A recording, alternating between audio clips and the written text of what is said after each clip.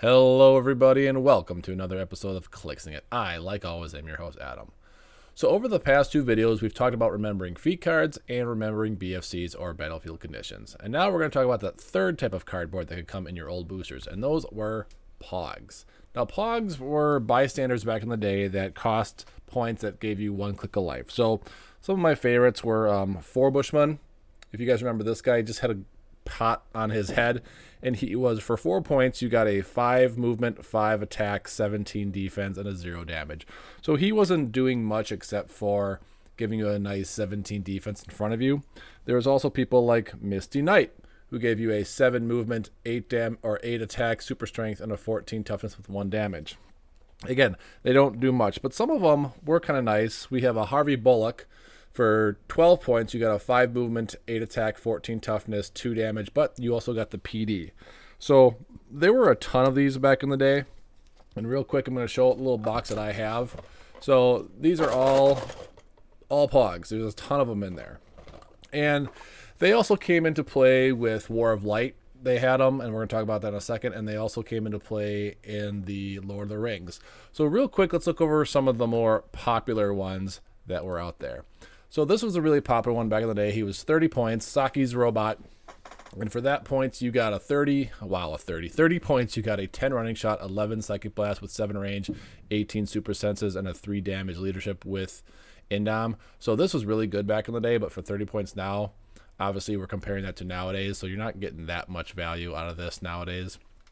But this was a really popular one just because it was a cheap figure that gave you a nice attack with a nice damage and a nice defense in case people wanted to attack. There were some other ones that came in that one, but they weren't so good. They were like Damaged Warbot and a couple other ones.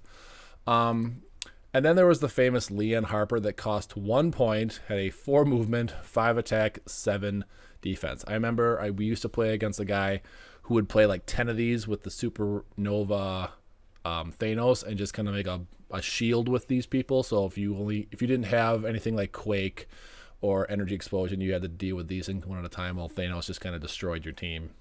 The next one, not really a fan favorite, but I wanted to show off what these kind of things were mostly used for. So this was Dolphin, and if you remember, she recently got an upgrade to an actual figure in the last set. I think it was Rebirth, where we actually got a Dolphin. But again, she has a 9 movement, 9 attack, 15 defense, 1 damage. And this was before, like, feat cards were still a thing, but objects weren't as big a thing. So 6 points nowadays, that gets you a Mandarin Ring or a Symbiote or something like that. So these were just, back in the day, these were fillers. And as you can see, this character was from the Crisis set. And then we had, like, Janet Pym, who this was in the Marvel Zombies run, where she was a head on top of a cyborg body.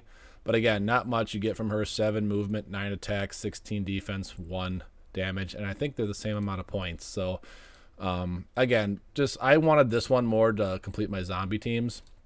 And then you got Frenchie Duchamp, who again doesn't do much for 8 points. You mean you got 2 damage, but you've got an 8 attack, so not going to do much with these guys. But then you got some that had actual power. So Colleen Wynn from the Fantastic Forces had 8 blades. And to have blades on a bystander was kind of big back then. I mean, you could use Perplex and things like that. Maybe TK out there for 10 points. You might be able to pull off a 6 damage against somebody. So the ones with powers weren't really anything to shy about. Then we got one of my favorites was a Space Phantom, who again, just like Colleen Wynn, is his own figure now. We haven't had one in a super long time, but for 9 points, you got Plasticity and Shape Change. So you got a good tie-up piece for that. Hopefully you were hitting your shape changes on this guy, and it was just annoying for 9 points. Then you had Leslie Rock Davis, another one. This one actually had 2 powers. He had a Flurry, and he had combat reflexes with a 1 damage. Now that Flurry 1 damage isn't going to do much for you unless you can perplex up or outwit somebody. But for 10 points, having someone with Flurry and combat reflexes wasn't always that bad. And then here were the ones we were talking about for War of Light, where they were the Black Lantern Risen. So for 13 points, and what you did with these, actually, you stacked them on top of each other.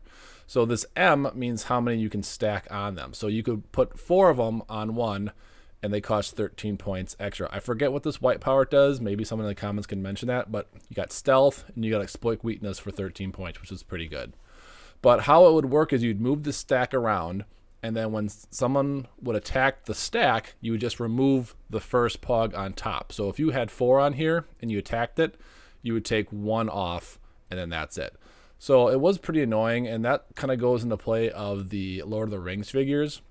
So as you can see here, you could get 8 of them on there. So for 80 points, you would have a stack of 8. And I think there was a way you could split them up. I'm not positive because I never played these or got these. But again, you shoot the stack, you take 1 off, and then you have 7 left. They shoot the stack again, you take 1 off, you got 6 left. And it was super annoying. But again, you have a 6 flurry, 8 attacks, not going to do too much for you. And then you got 16 reflexes and then another white power that I can't remember what it does.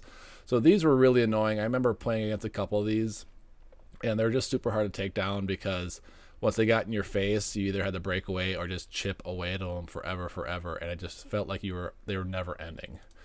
And then we can all remember probably the most famous, at least in my opinion, Pog is the Alfred Pennyworth Pog. And this was from Hyper Time.